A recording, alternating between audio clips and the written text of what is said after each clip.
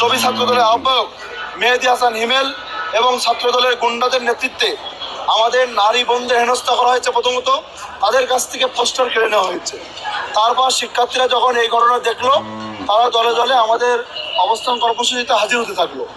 তারপর আমরা যেখানে অবস্থান নিয়েছি তার মাত্র 100 মিটার দূরে আপনার আমাদের অডিটোরিয়াম অবস্থিত।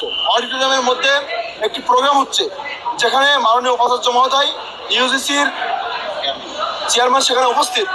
সেখান থেকে ছাত্রদলের গুন্ডা পান্ডারা পুরো অডিটোরিয়াম খালি করে ভিসির নির্দেশে এবং প্রক্টরের নির্দেশে আমাদের উপর হামলা করে এবং শিক্ষার্থীদের ভোটের মাধ্যমে তাদের ম্যান্ডেট পেয়ে নির্বাচিত প্রতিনিধি হিসেবে আমাদের দায়িত্ব ছিল তাদের পক্ষ হয়ে আমাদের কথা বলা।